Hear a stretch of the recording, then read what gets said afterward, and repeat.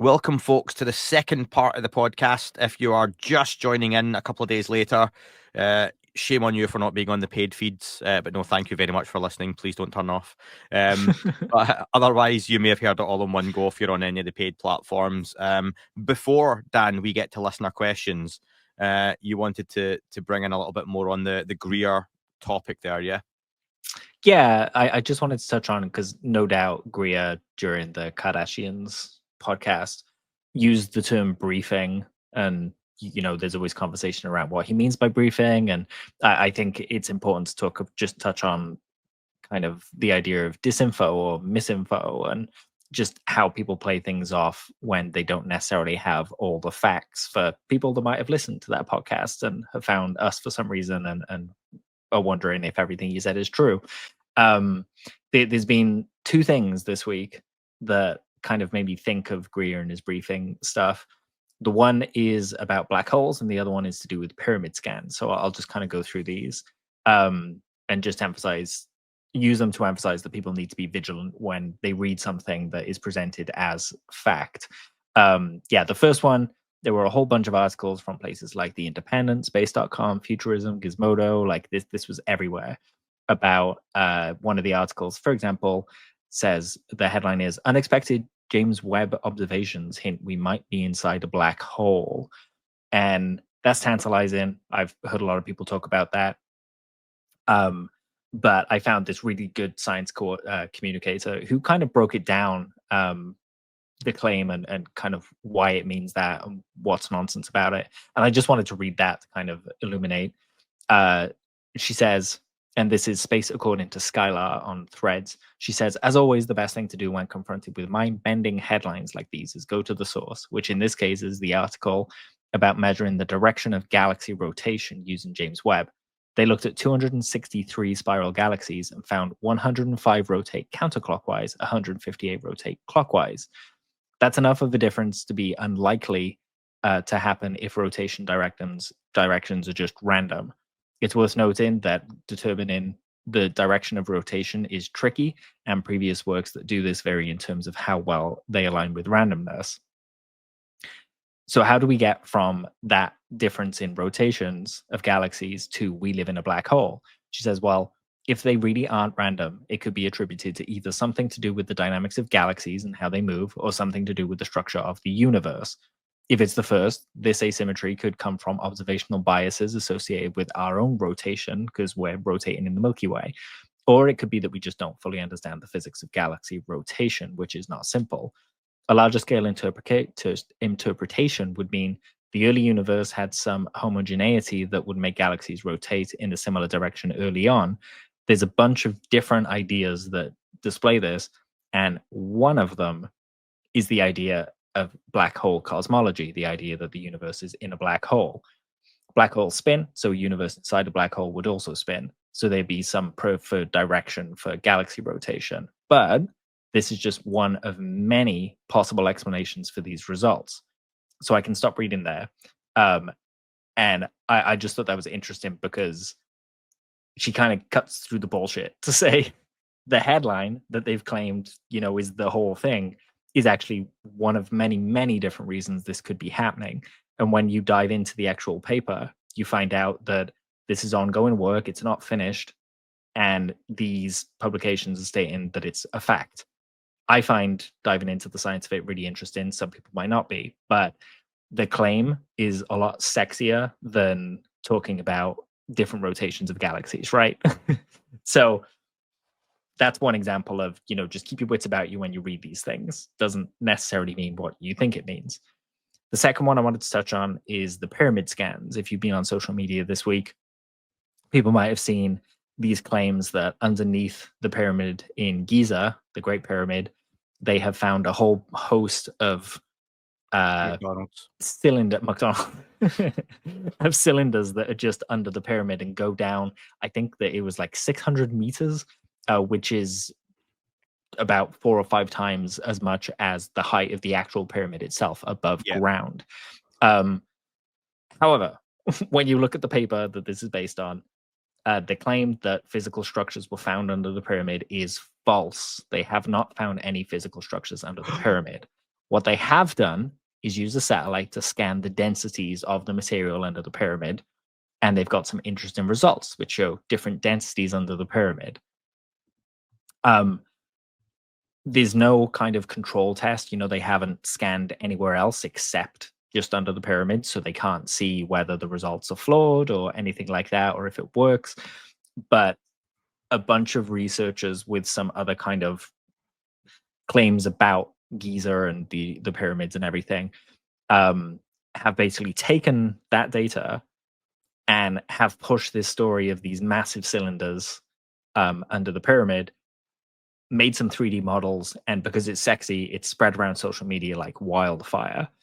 And it really exemplifies the problem with social media, because there are so many people talking about this now as if it's fact, when they haven't confirmed it at all. They haven't even done their due diligence to see whether this is true, whether the data is just noise or whether it's actual data that's usable. If anyone's watched Skinwalker Ranch, that they scan under the plateau and under the ranch itself. They find some interesting results that show different density of materials, but they kind of stop there. They say it might be this, it might be that, it might be this, it might be that. But they don't claim that it's definitely a UFO under the ranch, for example.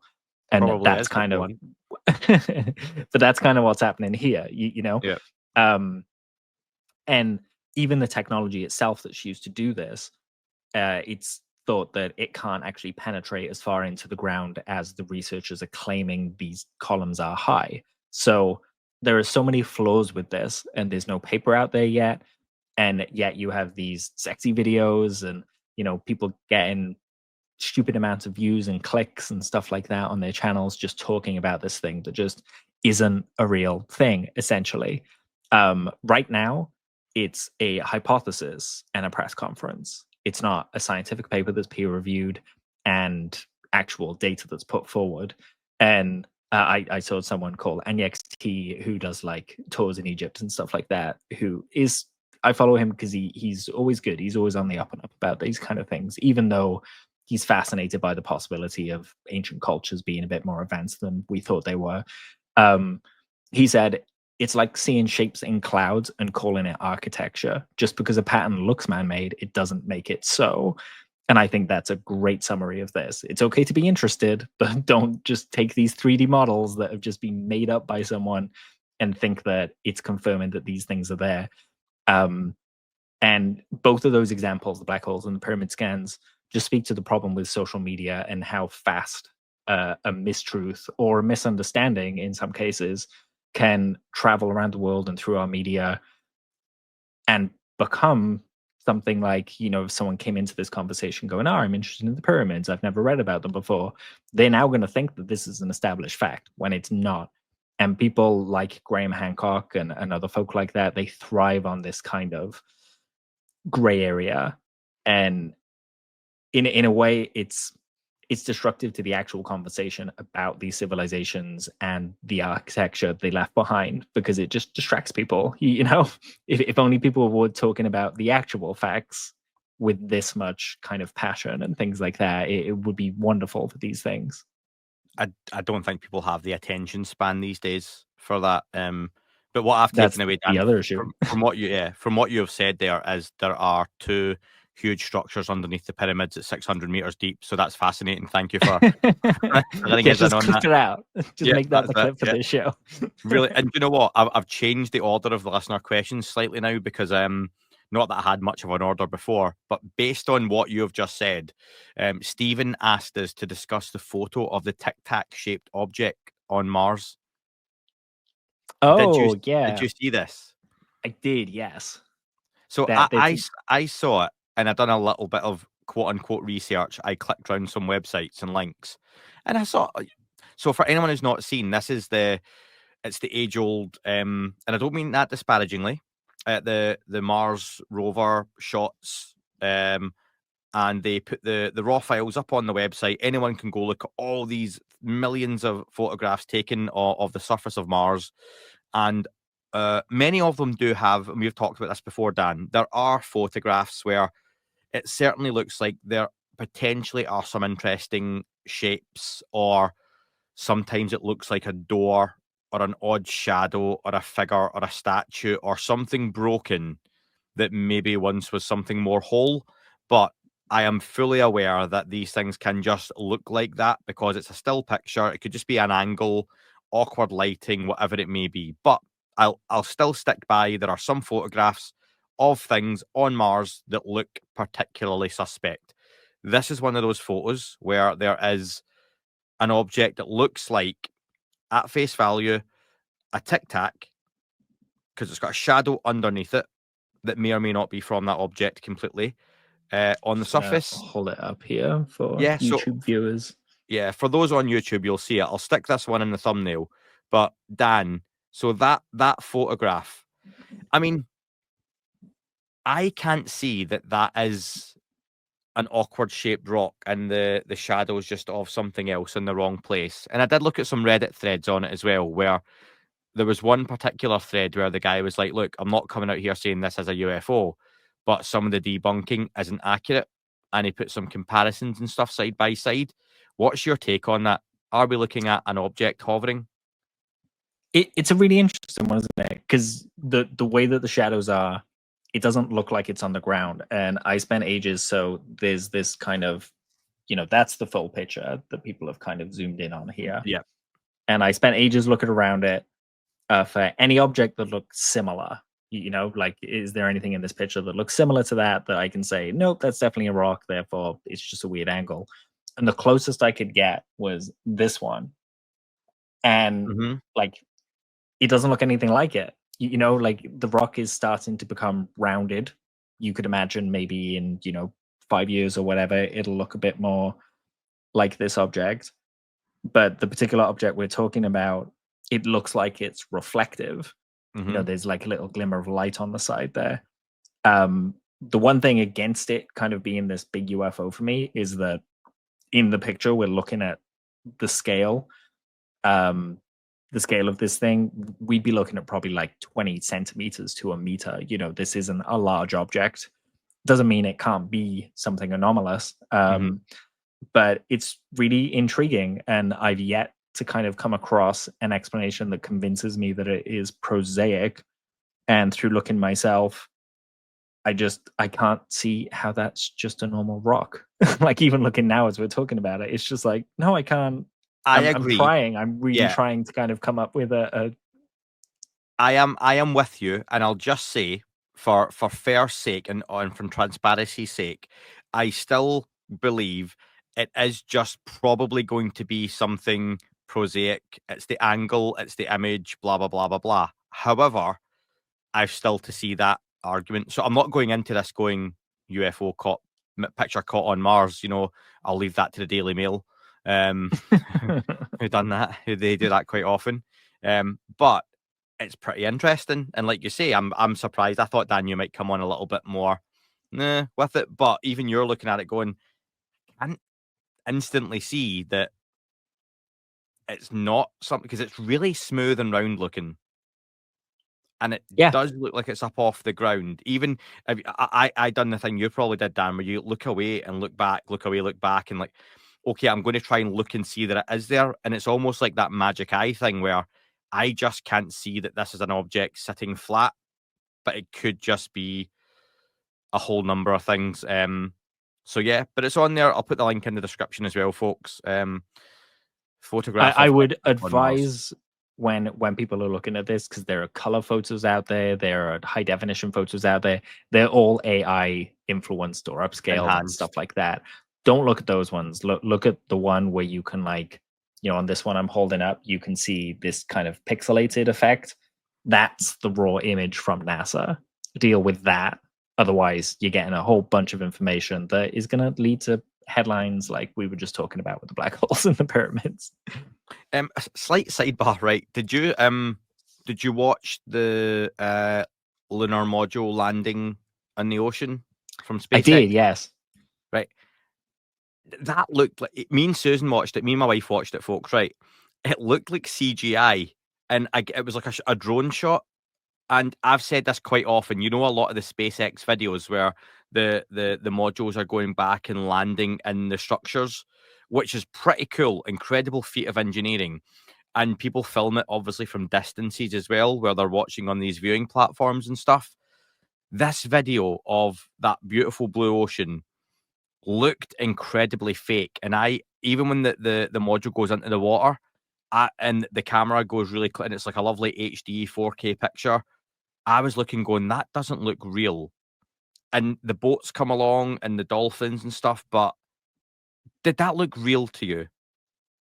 I'm with you. Like, I think because they haven't used drones to film these things splashing down before, it just looks kind of almost hyper real, like you're watching CG or a movie or something like It looked that. really clean. Yeah, like too clean, right? Yeah, yeah. So I made a comment online, and not as the podcast feed, just I think it was on my normal Facebook, and I just basically said, as I do, I'm like, I'm not saying this is fake, folks, but me and my wife watched this and it looks like CGI. So many folks then jumped in going, that's because it is CGI, and then other folks called me an idiot for thinking it was fake, and I was like, I'm Oh not saying it's no. fake, but It I was was arguments when the started like, credits came up and it said directed by Stanley Kubrick. That was the giveaway. yeah, massive, with thanks to Mick West, Stephen Greer, all that lot. But yeah, sorry for the sidebar. I mentioned in the Discord, Dan, about the David Grusch news joining in with Burleson and co. And Trevsey made a comment to say his concern is once these people are sucked into the machine, then we are less likely to hear from them. He's now in the tent pissing out rather than outside pissing in. Great phrase. Similar with I like that. Elizondo when he was touting for a job. Can't blame the individual. So what's your take on that take from Trevsey? Yeah, I don't think Trevsey's entirely off the mark there. That's the worry, right? That, like we touched on earlier, that by becoming a part of this, he's going to be muzzled, and it'll only be certain people on that task force kind of speaking for him, as opposed to him being at the forefront speaking for himself. It's a tricky balancing act for them. I imagine Grusch is going in, hand on heart, trying to do this for the right reasons, but he's surrounded by people that all have their own reasons for being there, and so we're just gonna have to watch and hope. But it's only 4 months, so we'll see the results at the end of those 4 months and see where it comes to. But yeah, I'd be fibbing if I said that wasn't a concern.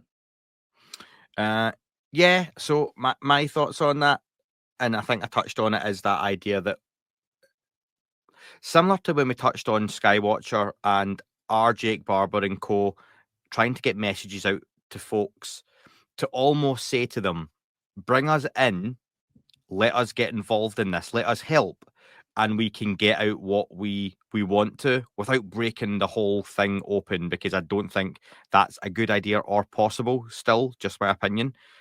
But perhaps they're trying to say, look, Grusch is similar thing. So maybe Grusch has came out, said what he said, given a lot of nods towards certain things with the view of, let me come and talk about this.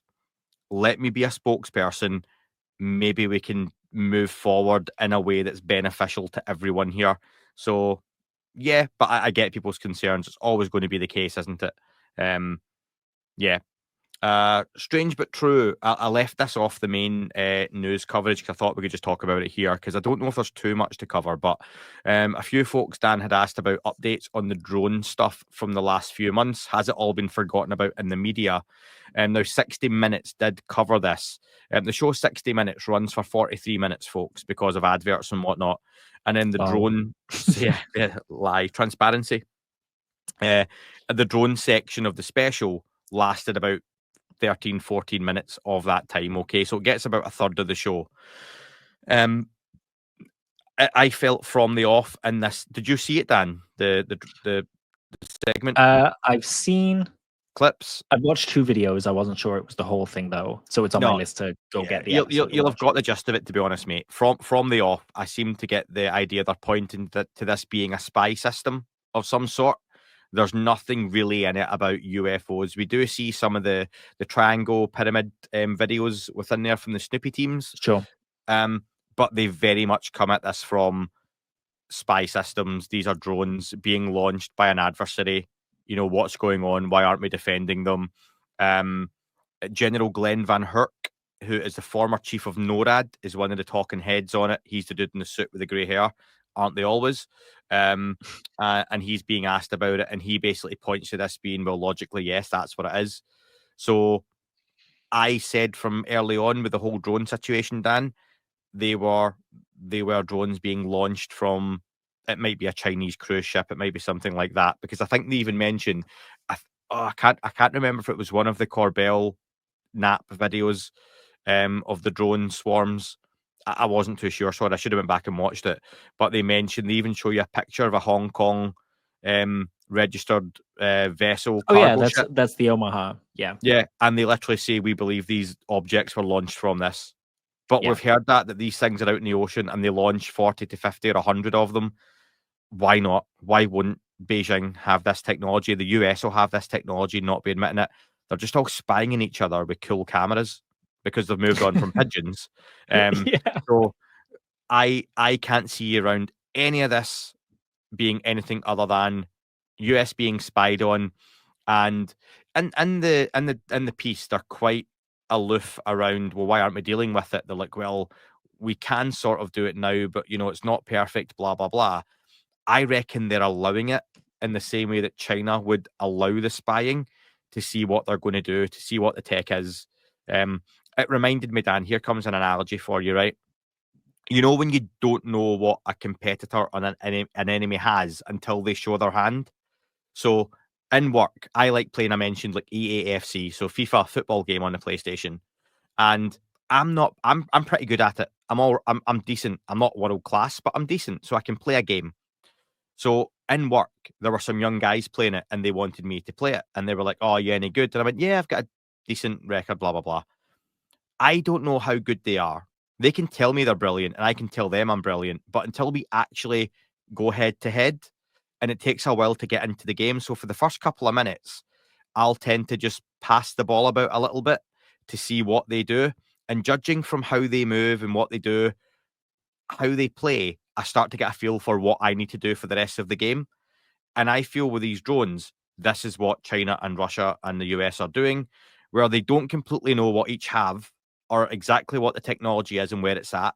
So they just let them mess about a little bit, because then that helps them go, okay, Langley get infiltrated. We knew they were coming. They came from this location. This is what they done. They loitered. We think this is what they might be. Here's some of our really good cameras and sensors and what they picked up. And this is for us only. That's what I think is going on with the drones. I don't think they're UFOs, folks, unfortunately. And to add to what you just said, like, imagine if, so it's you playing the football game against, instead of one guy, it's four guys.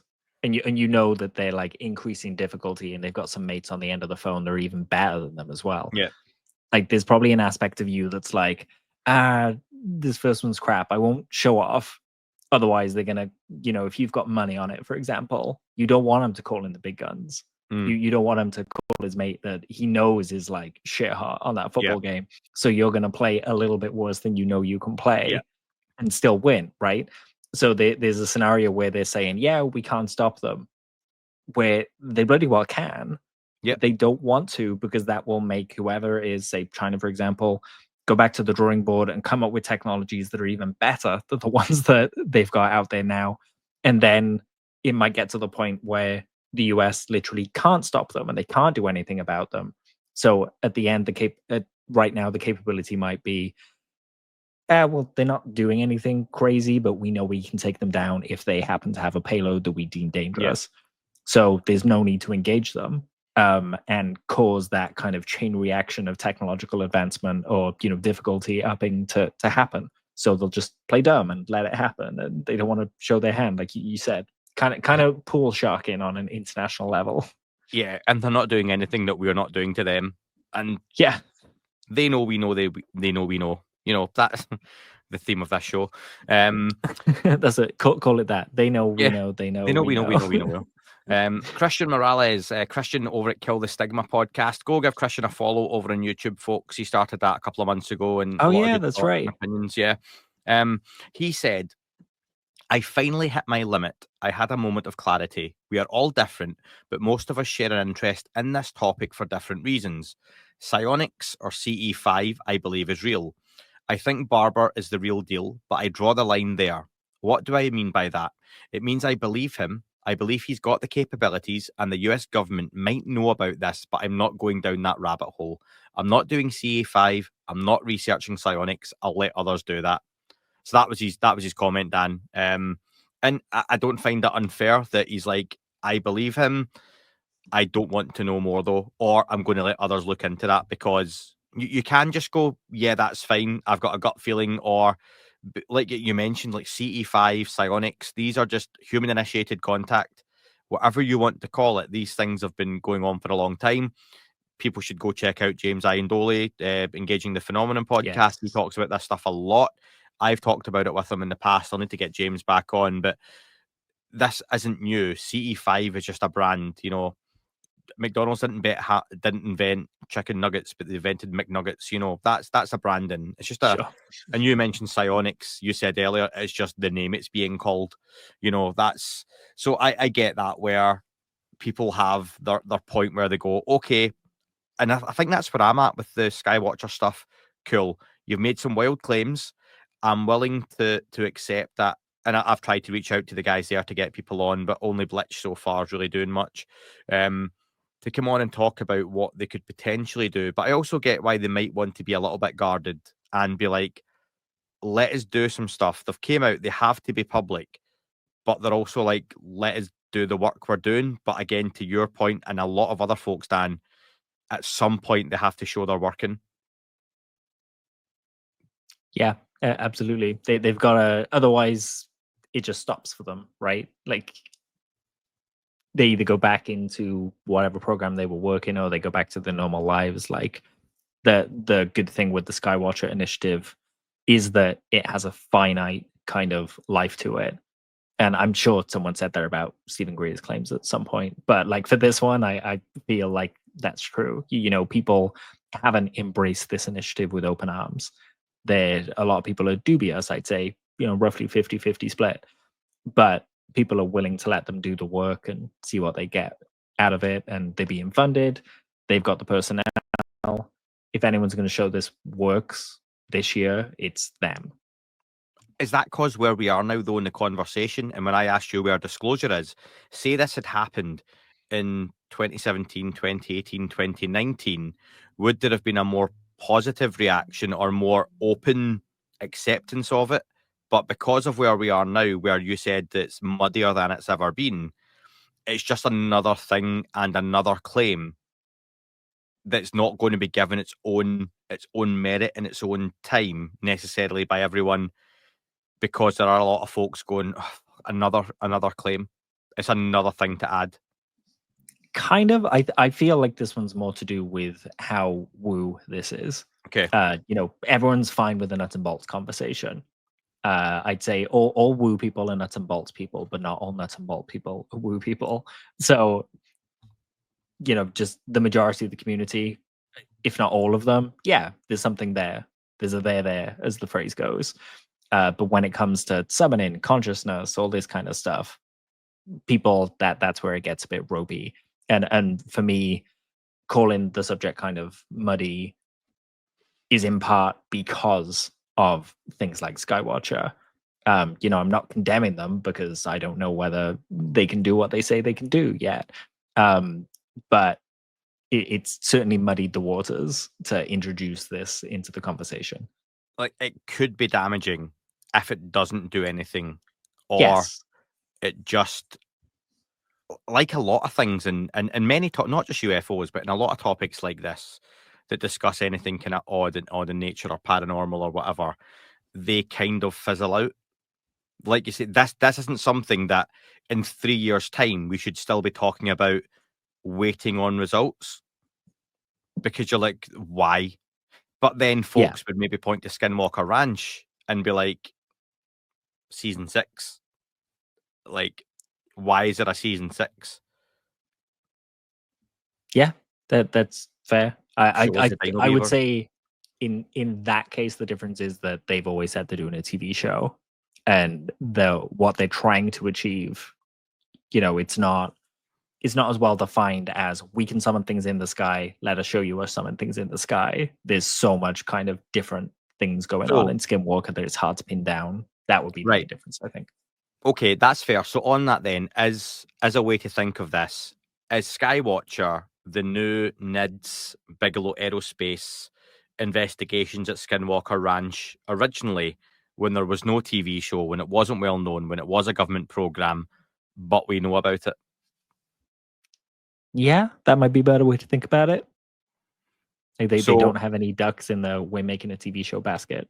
Well, But there's more, minus the yeah, YouTube, there's more but- of a mythology, and almost for some, there's more of a credibility or a myth or mythos to the early days of Skinwalker Ranch because of how little is known about it, as opposed to if Colm Kelleher, Bigelow, and the others involved had cameras there at the time filming it, and you had a season 1, 2, and 3 of the early days of all that stuff, would it be as credible or well thought of? Yeah, it's a good question.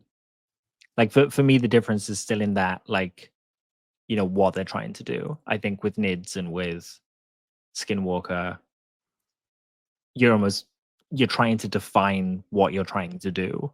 You know, Mhm. there's weirdness. That's it. Like, there's so many different kinds of weirdness there that it you can't just go, we're gonna find a UFO, or we're gonna dig, or we're gonna just do this or just do that.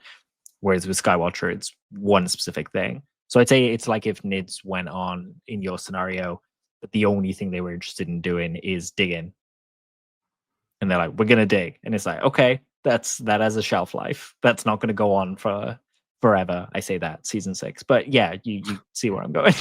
Yeah, the biggest hole. Season 6, the hole continues.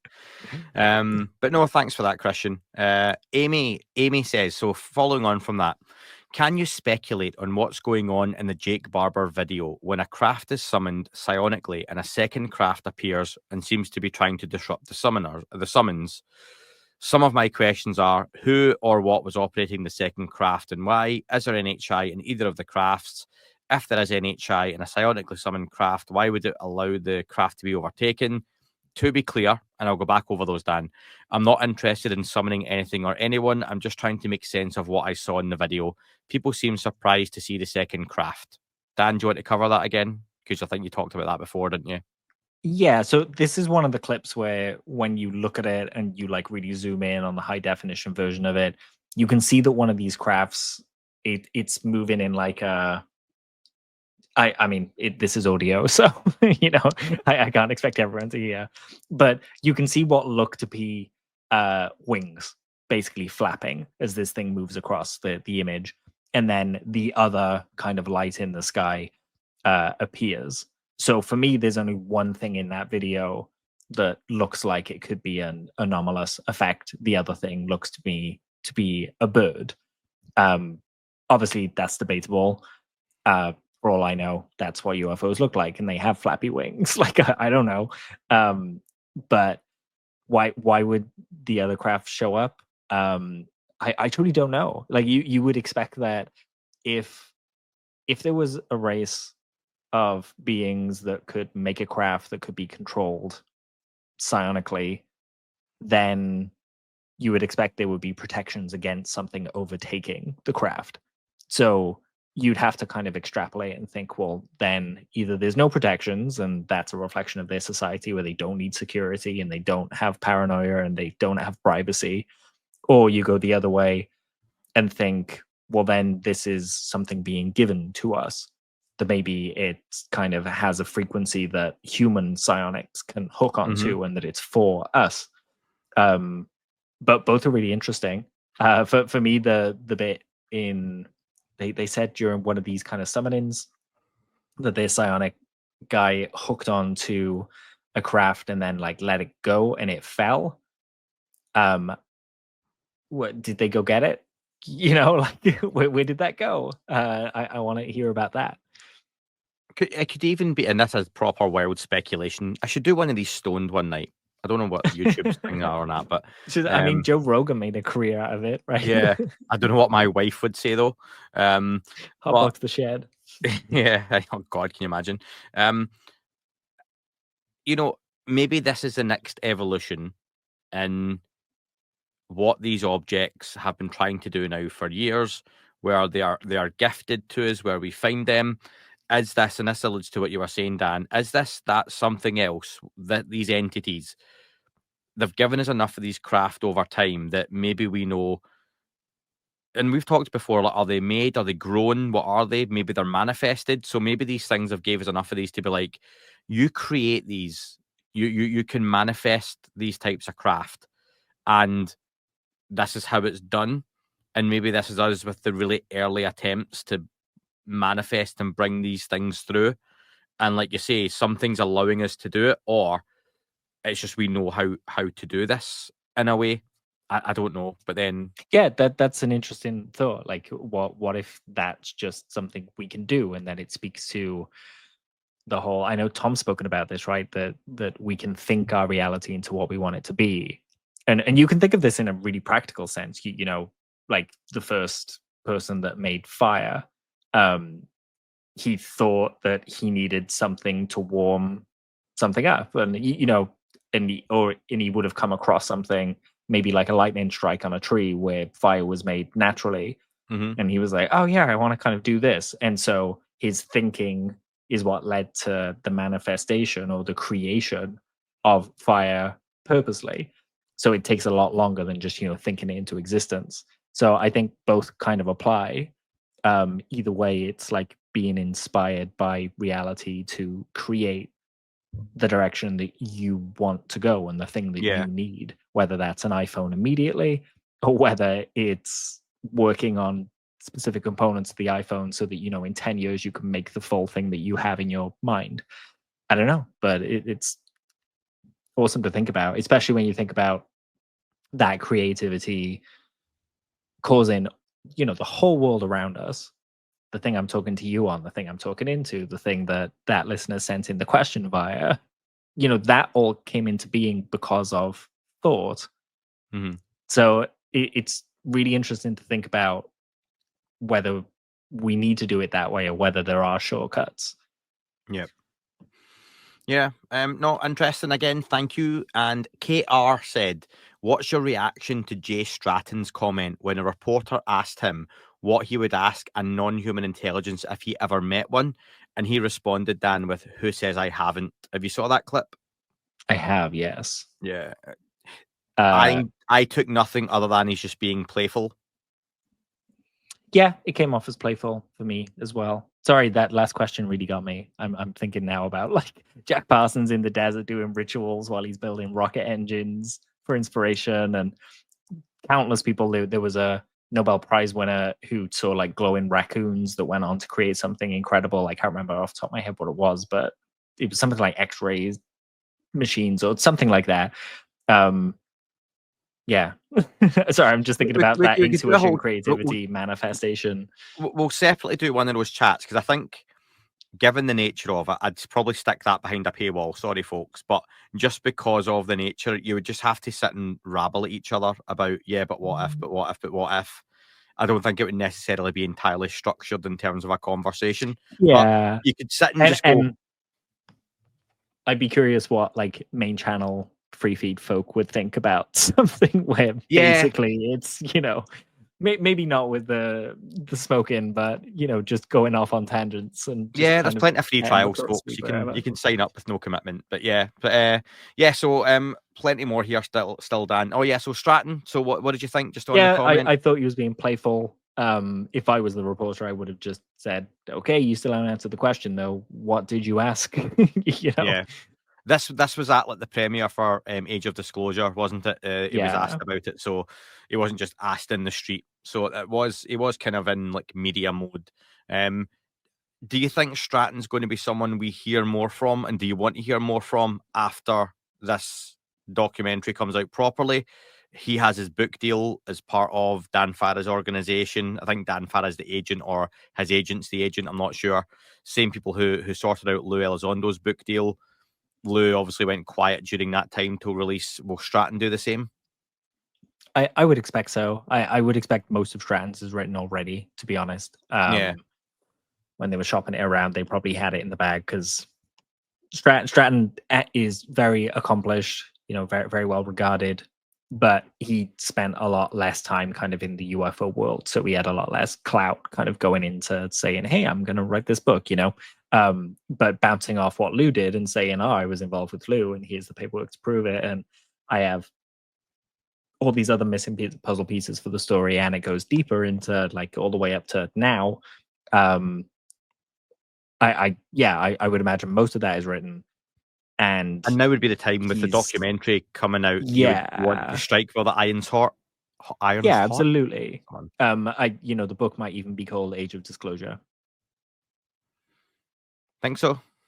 Maybe. Yeah, I wouldn't be that out there, right? It would be a good pairing with Imminence and Age of Disclosure. I'm going to give you a second to rethink that. There's a really low-hanging fruit there for the title of the book. What have you got? Page of Disclosure. Ah, yes. Yeah. I love it. That's the end of the show, folks. Thanks very much for listening. That's it. Yeah, we're just quitting everything now. Done. Yeah. Mic drop. Page of Disclosure. If they don't call it that now, I'm going to be like, yeah, just say if they do call it that though, that's a very niche like pun. Yeah. If they do, I'm also going to be ask for money. That was my idea. Yeah, look, you your t-shirt, something like that was. Like, guys, come on. Yeah, that's bullshit. So Lisa said, "What are your candid thoughts on who the grifters are? I get weary of all the we know stuff but we can't say, and all the all will be revealed statements when nothing happens. Are we being played, and if so, by whom? I'm skeptical about a couple of the big names in UFO news and wondered if either of you are similarly becoming disillusioned. Also, any thoughts on the jellyfish UFO, which was all the talk at the time and has now dropped off into silence? Do the jellyfish UFO one first, Dan? Jellyfish or grifters? Jellyfish one first, right? Yeah, did you see jellyfish are grifters? They are grifters, yeah. Okay. Well known. So the jellyfish one, I don't know. And like with many, I believe Corbell and or Knapp got that video in good faith, being told it was something anomalous. I know when I had Sarah Gam on the podcast, she shot that down and said it's not anomalous, and she's annoyed that it was leaked because she knows what it is but can't say. Corbell and Knapp both commented back on that, saying, well, given the data they also know comes along with it, but this maybe goes to Lisa's point. There's more to it. Lenval Logan also came out, who was part of that task force, and said, I didn't, he basically wasn't going along with Sarah Gam. And Lenval said there was more to it, that it was anomalous. So I don't know. And I think this is part of the issue where these things worked, especially organizations like the task force, where so many folk were involved ad hoc as opposed to being full-time employed staff on it, that they saw bits and pieces of information. And I think in general, that is the whole UFO topic. Everyone's got bits and pieces of information. Some have more bits and pieces, others have less. And you're all trying to make up what we think based on partial bits of story. So I've said, Lisa, I'm not going to name who I think the grifters are, because that's, again, very subjective. That's what a grifter would say. Yeah, absolutely. But, I would think there could be people who make shit podcasts. So for me, enjoying, I love podcasts, right? I think someone just making a UFO podcast for the sake of it, are they grifting? Do they have a genuine interest? That's subjective. But if people like it, then no, it's just they're listening to that podcast and they enjoy it. Look at all the tech bros that are suddenly coming out with these podcasts. And episode 1, I'm flying the 12 biggest names in ufology to my studio that I have just built for my first episode when I've never recorded a fucking thing in my life. Cool. So you have backing and money and blah, blah, blah, blah, blah. Are they grifting? Do they have a genuine interest, or do they just have a better start than I did? It's subjective. But then there's people, I get what Lisa's getting at, big names in UFOs. I think there's some people in ufology, bigger names, who are being played, some of them aren't being played. Some of them maybe get played sometimes, Dan. Am I making sense here? But I'm just trying to be like, I think it's a mix of everything. I don't know if there's anyone who is purely just full of bullshit and that's it. then you've got to ask yourself, do some people let themselves get played? Like if someone sent me, I get sent videos all the time, Dan. Maybe I should do one time where some of the emails I get sent, and I'm just like, some I don't respond to, and others I do, right? If people are really persistent. But people send me videos, and I've got some today, but I won't reply to them for a few days because I can't keep replying to stuff on the day. I tend to do it in batches now, folks. So if you've not had a response off me in the last week, I'm just busy, but I will get back to you. But people send me videos, and I can comment, but quite often it's just a light in the sky or an out of focus star. Someone tagged me on X today, one of the listeners, on a video for somewhere quite local to me, and my immediate thought was Chinese lantern, because it's focused in really bright, big orange ball comes out and then looks like it might be 2 or 1. I'm not sure. And I was like, black sky, 2 lights moving, Chinese lantern probably. But there are people who in this field who have various different platforms would see that video and share it and be like, UFO, genuine UFO, orbs in the sky. My first thought is Chinese lantern. It'd be really easy, Dan, for me and you to be like, nope, UFO, summoned psionically by the good people of Morpeth. But yeah, I'm just rabbling now, Dan. So take over, No, please. that's everything you said is fair. So for me, I'll name 3 people that I would describe as grifters, and then I'll tell you why. With a clear definition. So Stephen Greer, Corey Good, David Wilcock. These people are big, big, big money makers. And Sorry, David. David Wilcock, like, I mean, if you haven't seen Darcy Weir's recent documentary, I would highly recommend you go watch it. It's all about David Wilcock and Corey Good and how they knowingly peddled absolute bullshit to make money, and they made a lot of it whilst doing it. We're talking hundreds of thousands. So for me, it's the people who are big money makers. They're asking for more. If you see someone doing cruise ship tours, probably grifting. But the thing to kind of go to is, like, I always look at the definition of grifter. And this is what the dictionary says. A grifter is a con artist, someone who swindles people out of money through fraud. If there's one type of person you don't want to trust, it's a grifter, someone who cheats others out of money. So I would add to that, or time, because today, with watching stuff on TikTok and Instagram and stuff, people get paid to kind of put that stuff up. So people might knowingly put fraudulent videos out that they know is like a Chinese lantern and make money off it. So I think that counts. So for me, it comes down to someone being honest or genuine. If someone is doing whatever they're doing honestly and they're being genuine and sincere about it, I wouldn't label them a grifter. It's where willing lies come into the picture just for the sake of making money. And I would put Corey Good and David Wilcock into that box. For me, I'd put David Greer in there. Stephen Greer in there. Sorry, David Greer. Yeah, sorry, just getting attacked. David Greer, hotmail.com. let him know. Yeah, Stephen Greer, but I can understand why some people wouldn't. I would just say, when someone makes a claim that they can summon something on a ship and they book a cruise tour for you to go on, and there's no guarantee of this happening, and there's not even any proof that they can do it, I would say that's grifting. If you believe what he says, don't let me make you feel bad. I don't think he's as bad as Corey Good or David Wilcock. Just, I would put him in that box personally. Yeah, I get why, especially the first 2. And with Greer, the lack of holding his hand up ever and saying I got something wrong is an issue. I've got no issue with people making mistakes, but when people can't hold their hand up and go, got that one wrong. Yeah. See, although honesty and sincerity again, isn't it? It's like, people fuck up, you can just say so. It's fine. I'll keep this really vague because I don't like getting into drama and gossip stuff, but there's some stuff out there that there are people making a name for themselves, and this is just a personal frustration, based on pushing lies and nonsense and then very quickly going, oh yeah, sorry, that was a mistake, yep. And then they go and do it again the next week on something else. And every week they just push lies and bullshit. And it's the stuff that I never liked about the UFO topic before I started this, Dan, where I would see, and I suppose it's more pronounced or prominent now, but yeah, for me to cover a story or a person or something, and then like the next week be like, oh, do you know what? They came out as a total BS artist, blah, blah, blah, blah, blah. But anyway, here's their mate on this week. and then going, sorry, yep, happened again. Oh, see, next week I've got this person on, they've made this claim. Now the other two did the same thing. That's happening, and it's just like, come on. But in the age of sensational YouTube thumbnails, clickbait headlines, like you mentioned, Dan, with those articles, it's like me for this show saying, quoting you on 600-meter spherical tubes found under pyramid.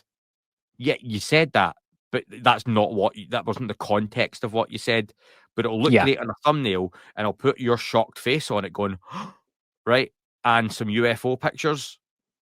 Nah, I can't buy that kind of stuff. And I say, grifting's a dirty word. It's often misused, but so is a lot of language these days, to be honest.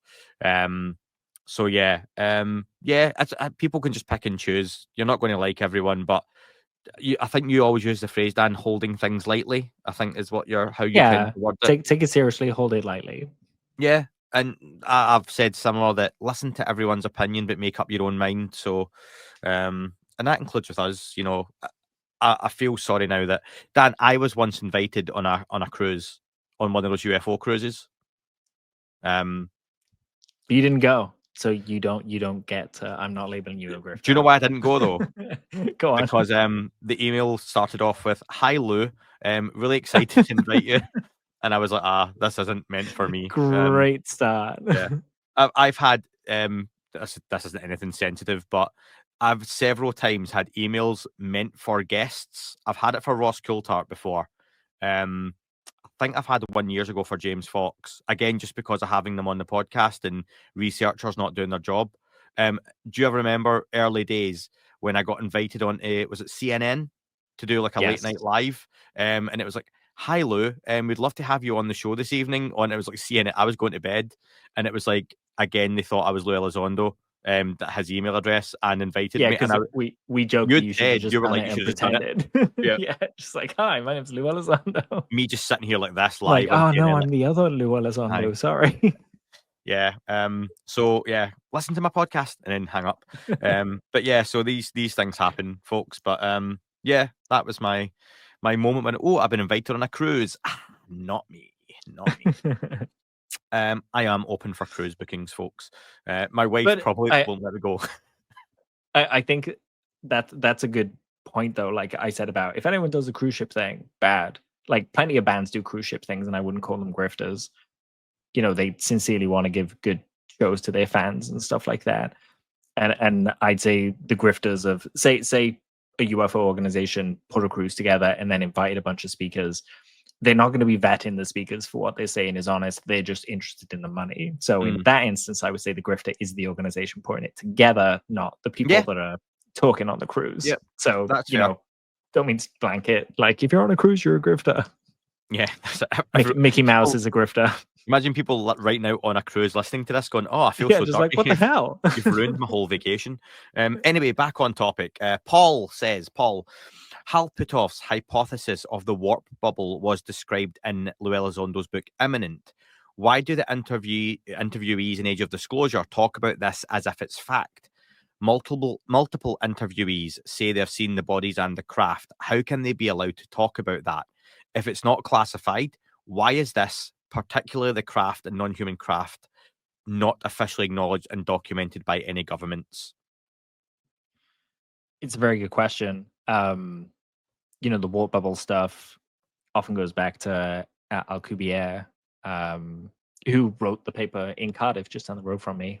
Claim to fame there, for the university, that is. But yeah, he came up with the theory of warp bubbles and how you could potentially make one using negative mass and stuff like that. And then that's kind of just been cited by people like Carnell and Putoff in kind of making that a reality. There's lots of other work around it as well by other researchers that no one ever mentions. And I'm going to carry on that tradition because I can't remember their names right now. God bless you. But, Hold on. But this stuff is just theory, and unless Hal has been in these craft and has operated one and has researched it, he doesn't really know how it works. He kind of is deriving the theory from the observables that they see. included in that is that, you know, there appears to be some kind of a bubble around UFOs in some videos and things like that. Some people think that's pixelation. Some people say it's a warp bubble. That's why they can talk about it. Well, one, you know, like I just said, it's theory. But two, when it comes to biologics and stuff, I think it was Lou that said, you know, he was, before the hearing, he was recently in a skiff, and he asked if he could talk about crash retrievals, and they said no, and he had to sign an NDA to say he wouldn't talk about it. So there's certainly an aspect of the conversations going further and further and further as time goes on, but they're kind of, like you say, trying to coax the information out as opposed to just going, we're just going to blow the doors off this thing and be damned with the consequences. They're trying to do it in a slowly, careful, and considered way. So, you know, I think, Dan, something I'm starting to focus on more, just in my thinking as it changes slightly, isn't so much the what are they talking about or not talking about, but the why. You know, like, so I could jump on Lou Elizondo saying, can I talk about crash retrievals? And them saying no. People go, well, it should. Okay, so take it a level down. Inception, you know, go to the next dream level. Why can't they talk about it? And don't just be like, they're trying to keep it secret. Yeah, but why? So go with the why. You know, is there potentially a good reason for it? What might that reason be? Sure, you can get to the point of saying that the public should decide what a good reason is. I said this to Jason Sands last week, because he said there are elements of this he doesn't think the public are ready for. And I said to him, I understand that, but there are a lot of folks who would say that's for the public to decide themselves. So, but then again, it goes down to that whole thing, Dan. Someone pulls you in a dark room and says, in 5 minutes, here is the entire history of this topic and why we want to keep it secret. Maybe you come out that room, Dan, going, yeah, actually, that's some good reasons why we should keep this secret. Yeah, absolutely. But we don't know. I forget the film. I can't remember the name of the film, but it was a scene exactly like that in the film, and it was basically the head of the program kind of saying, what, you want us to tell the American people that they're not safe at night, that they can be taken through the walls and windows and there's nothing we can do to protect them? That's what you want us to say? Like, until we actually have something that we can do about this and tell them that they're going to be safe, we're not going to be talking about this. Yeah, no, that's fair. Getting towards the end of these, Dan, you've been with us for a long time now as well, and it's getting late on our ends, isn't it? Bent Spoon says, no question, just a comment. I use a horse race as an analogy for the phenomenon. Everyone in the world is on their own horse of belief, whether they know it or not. Some don't realise that they're even in a race and haven't even left the starting line. The ones that are following the topic, like me, are all at different stages of belief in the race. I look behind at the earnest faces on the riders and consider how and what I used to think about the topic and how slow I was back then. I then look forward, seeing only the riders' arses, and wonder if I'll ever be up there with Villiers, Elizondo, Putoff, Nolan, etc. in their knowledge. Then Strieber comes along with talk about visitors and afterlife communication, and I slip out the saddle and get run over by the passing horses. I eventually cleared the horse shite out of my ears, dust myself off, and jump back onto my horse and resume the race. I truly feel that the race will never end, and we will need to adjust our riding styles as the race evolves. I'm sorry if I didn't use a Marvel Cinematic Universe analogy, but I remember when Iron Man and his friends were only comic characters. Cheers. Very good, Bent Spoon. I like that one. And do you know what? Maybe, Dan, I'll just add to that. You know, maybe the race doesn't end, but maybe you just move on to a different course. Yeah. When he was describing it as well, I was thinking football would be a good analogy, because the football never ends, right? But the level of play, and a the new season, style, a new competition, the team changes, the people being involved, like that develops, and you can't. It's not the same every year. You've got to change things up, as the Welsh rugby team has found out recently, much to my dismay. But also, I wish I had enough money to buy a horse and just call it a horse of belief now. Yeah, look out for that one at the 2:30 at Kempton tomorrow, folks. Horse of belief. So yes, Yeah, there could be. Do you know what? If I was more with it, there's a whole bit there on. You could do like the whole, horse of belief coming up fast, and we've got Mick West Seagull riding in second, and yeah, you could go with that. See, it's class. It'd be great. And then every post race interview, you could just be like, "Well, the horse believes it won. Are you going to tell it? This is the horse of belief." Yeah. Lot of fun. Last couple, Dan. Terence says, question. Well, obviously, a question. So a question mark at the end of it. What do you think will trigger the 98% of the general public to finally pay attention to the subject and realize something is going on besides aliens getting out of a ship? I think that's just a time thing. Like, not to give a cop out answer, but if you look at, there was one release for the UK the other day where they compared the amount of people who believed were being visited by aliens from another planet. They compared that percentage of the population to what it was like 10 years ago, and it had grown from like 10% to like 50%, if I remember correctly. And I know America is the same. That level of kind of people believing that is just going up and up and up and up. So I just think it's a time thing that inevitably people are just becoming more comfortable with this idea. And it's not just because we're having these conversations. And when I say we, I mean like the royal we, aliens and UFOs being talked about in the news. I think just as to blame for it, the credit goes to things like the James Webb Telescope that are making people kind of see the images and look out and truly kind of go, "Whew, this is a big place. Like, surely we're not alone. There's space for that." And it's kind of like a lobster in boiling water. I've said it before, but I think it's true that by the time it gets to the point where the aliens will land on Alone and walk out, I don't think people will be shocked by it. It's just going to kind of creep up on them, and one day they'll realize, Yeah. shit, look at all this evidence, and look at all these documentaries, articles, academics, scientists, organizations are all talking about aliens. And then there's just a sudden groundswell of people need to get into it. And maybe I would still like to think that either we get that whole, the James Webb's found something, or maybe we get like a modern day Phoenix Lights type event that That'd be cool. suddenly people are like, shit, do we need to pay attention? Because over Boston, there's like a disc at night or something like that. Something pretty unmistakable. And maybe it does generate a conversation of, yeah, is it a government thing? Is it not? Blah, blah, blah. But it gets people looking, going, no, we saw something, bang, in a big scale. So perhaps that happens. Yeah. That'd be really cool. I was watching the original footage from the Phoenix Lights just the other day, and that the video is wild. Like, I can't even imagine how I'd be feeling if I was filming that, watching those lights just ping on over the city. Just goosebumps. It was a while ago now, but I watched that found footage one you recommended. The Phoenix one. Forgotten. Yeah, that was good. I'd recommend the folks want to watch something that's it's a unsung hero of the UFO movie genre. I never have met many people that watched it, but for me, it's one of the better ones. Yeah. Do you know what was really interesting? Speaking to Dean Aliotto, who done the McPherson tapes, listening to him talk about when he first made that, and the execs, like they filmed it, and in the time they were filming it, they were really keen on it, and the organization changed.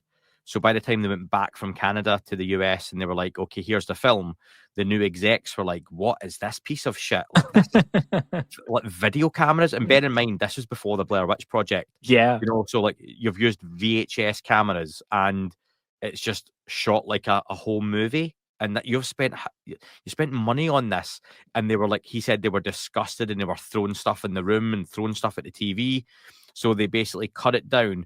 And the guy who just wanted to kill it, but they spent money on it, put it on like a certain time slot on like a Tuesday night. And it was like the #1 rated thing on the TV at that time. So they then released the longer cut version of it. And the main exec ended up kind of to lose his job or something off the back of it because he hated it and slated it. And it turns out actually, no, there was an appetite for it. So that's great. I like there's some good found footagey type UFO movies out there, folks. Last couple then, Dan. Sigma says, why doesn't anyone talk about element 115 moscovium, or rather ununpentium? Are we on the verge of anything new in regards to its usefulness? So Moscovium's is it super lightweight, synthetic super heavy element, first synthesized in 2003 and named after the Moscow region where the Joint Institute for Nuclear Research is there. So Moscovium is a post-transition metal, very 2025, and is expected to be solid at room temperature. It is highly radioactive and has no known biological or industrial use beyond research.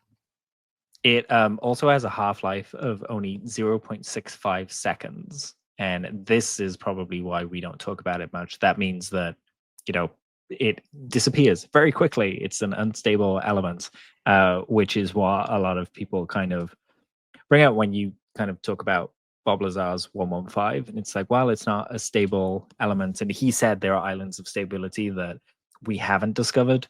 But certainly, I mean, it's not that 115, right? Like, technically, Moscovium should be what Bob Lazar was talking about, but it's not. So it's going to have some other element number, and in the future, he'll change that number, I guess. Yeah. Yep, I don't know too much about it.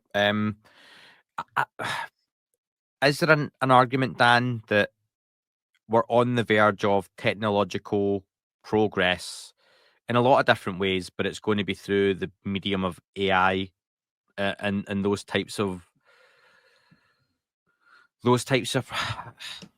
discoveries, that it's going to be led by computers telling us this stuff rather than traditional scientific discovery and like humans having to do the work? Yeah, think of it like, I'm going to give you a good Marvel reference here. Iron Man 2, when Tony makes the new element to put in his chest. In the movie, his dad had found it decades before, but he didn't have the technology to be able to make it. And then Jarvis, the AI that Tony has created, is able to kind of help out and tell Tony how to kind of create it. And then Tony has to do the grunt work to create it. I think that's probably a fair reflection of the kind of science that's going to have to go on now. There'll be a lot of simulation from AI and stuff like that to suggest making technology we just don't have the capability to make. But there's a path there, and then 30, 40 years down the road, someone might be able to make it. But of course, AI also just hallucinates and makes things up, and can't tell you the date sometimes. So yes, balance. but that's also a lot of the talk around the legacy programs are that we have these crashed craft, and there can be sometimes decades where no work happens on them because we don't have the technology to do the work we had to do. So they'd be literally put in storage, and it was like, we'll come back to this in 10 years, 15 years time when scanners are better and these instruments are better and we have a better understanding of this, so we can work on this. And you could well believe that. Yeah, absolutely. Final question, Dan, from Dahlia. She says, hi, I was wondering what you guys think about the disclosure fatigue that seems to be happening in the UFO world. Seems to me, and I'm certainly feeling this, that folks are getting frustrated at hearing the same things over and over again, but not really getting anything concrete. It's made me kind of apathetic about the subject I used to be very enthusiastic about. Are you observing this in the community? Do you have any thoughts on it? And what do you think can be done to overcome it? Cheers, Dahlia. Yes, observing it, feeling it too, actually. I'm right there with you, Dahlia. It's hard to pay attention sometimes because you can't. It's difficult to get through those muddy waters and figure out what you're meant to be listening to, if there's anything worth listening to. And that's why, like, this news that David Grusch is going to be employed and working with the task force, for me, I was like, cool, that's clear. I can see the reasoning for this. I can see the impact this could have. That's something that is worth getting excited about. Up until that point, everything else this year, I've just kind of been like, yeah, sure, we'll see where it goes. Like, there's not really an impact that it's having. And I find as well, and we've definitely talked about this before, how when you get these periods, these fallow kind of seasons in the UFO community, that's when the infighting starts. People start nipping at each other's heels, and drama happens, and it just gets tiring. So yeah, I'm with you, and I would recommend, to combat it, like, go away from the social media side of things. Pick up the old John Mack books, the John Keel books, dive into that kind of stuff, and you'll find one that most of what people are talking about these days isn't even new. Like, this stuff was being talked about in the 60s and 70s, and they didn't have, Alex Jones conspiracy theories to contend with back then either. So it was a bit more, weighty and a bit more serious. But also, you'll probably go in directions that you didn't think you would go with your research. Like, you'll hear someone say something, and you're like, oh, I'm going to go pick up this book. I never thought I'd read this. And you come up with some like really interesting original thoughts, which is really difficult in this field because almost everything's been thought about. But yeah, like the thing that really drives me that I kind of learned from that era is that the extraterrestrial hypothesis is probably like done, and it was done a long time ago, that whatever this is seems to be something else entirely and a lot more complex. So that's what kind of drives me kind of looking for original ways to prod at this mystery. No, I think you've said that really well. And for me, I suppose I'll speak personally with the UFO topic. Whenever I get like that, and I do, believe it or not, especially even doing this, I have to just remind myself of, why am I interested in this in the first place? What is the original origin point before? And I think social media has got a lot to do with it, like you say, Dan, the negative side of it that people feel. I had a sighting when I was younger, and that's enough for me to always have the interest of what was that, because that was something I didn't misidentify. And then you hear so many other people having all these strange experiences they can't explain. And that's what kind of pushes me on. And then, like you say, I think you can get caught up on the social media side of things, and if you stay away from it, and it is a little bit of that other people's negativity and downplaying stuff, and almost not giving you permission to believe what you want to believe in terms of this topic. You can feel a bit disheartened and deflated with it. But I do like going back sometimes in the topic and looking at, you know, old experiences, old cases. More and more I'm seeing things pop up where you find more obscure cases, because we've got a lot more tools now that we can go and look at. And even just on YouTube, there's so many good sites, Eyes on Cinema, UAP Gerb, all these kind of ones where you find really well researched and obscure cases you've maybe not heard of. And you can go, and that, like you say, Dan, it's like, Simpsons did it, episode of South Park. South Park trying to find something original to do in an episode, and they couldn't, because the Simpsons have done everything or a variation of it.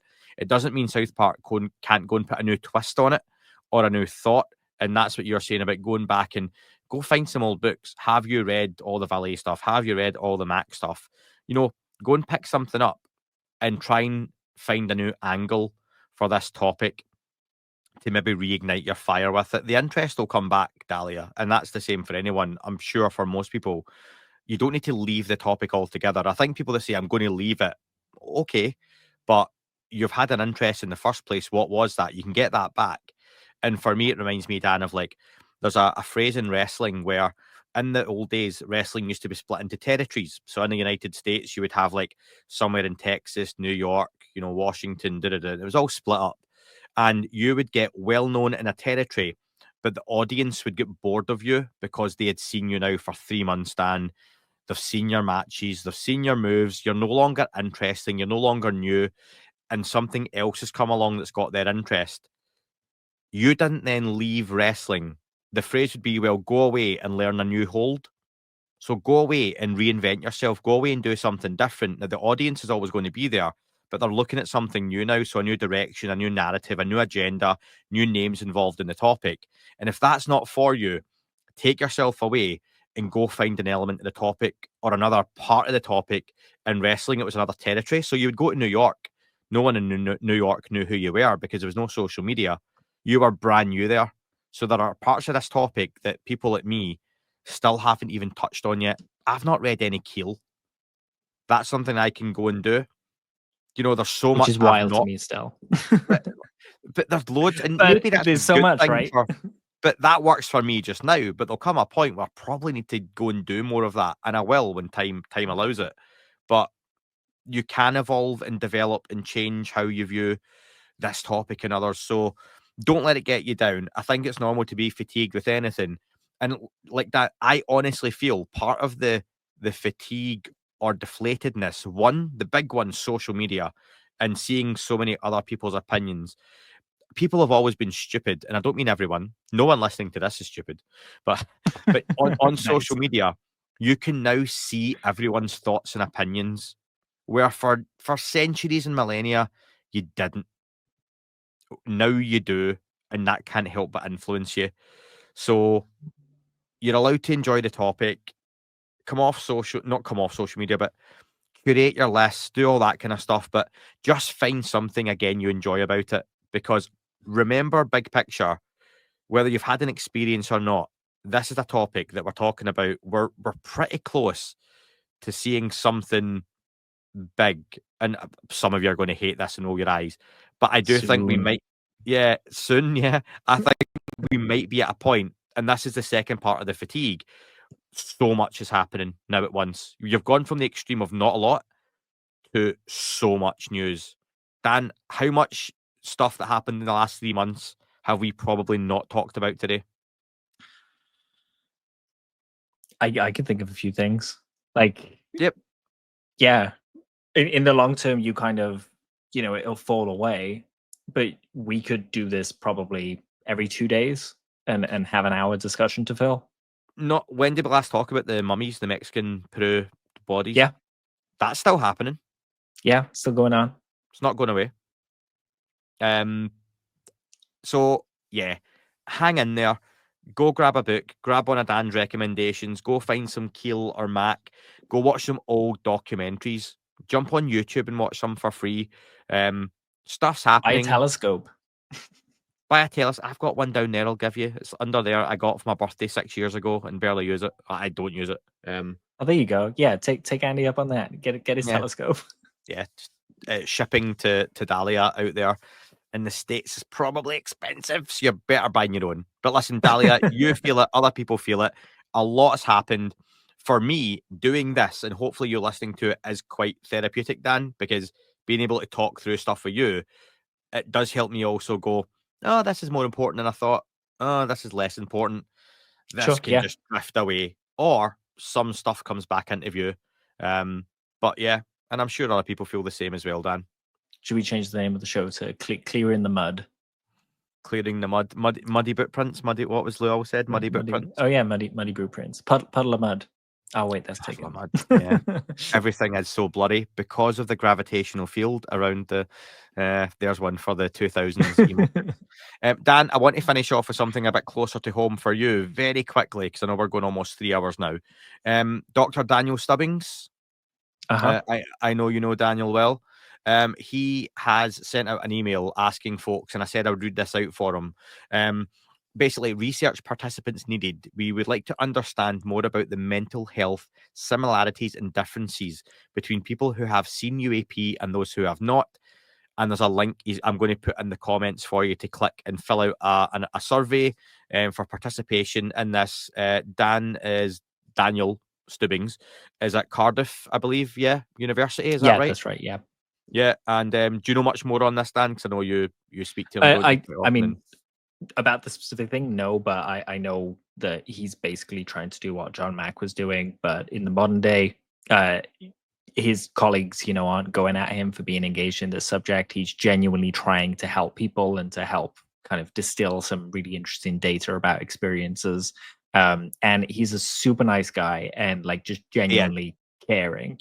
I know he spent a lot of time doing palliative care with people who were passing over and things like that. He's just very delicate, very caring. If you've had an experience, please fill it out. Dan won't guide you wrong. He'll be a great contact. And also it's people who have and haven't had experiences around their Sure. mental health. So anyone can fill this out, folks. I'll put the link in the description. Give it a click, and there's loads of disclaimers on there and stuff. And he says, there are some like go read it, and he's explained it all on that form as well. So thank you. Do that for Daniel Stubbings. And Dan, thank you again for your time. It's been a long one today, but it's been good. Hashtag do it for Dan. Yes, it has almost 3 hours, but it's been wonderful to be back and sift through some things. And thank you to everyone for listening and sending in your questions. As always, they were wonderful. Dan's too nice. They were perfectly adequate. Some of them are bang average, others were better. But yeah, thank you very much, folks, for listening, and speak to you very, very soon.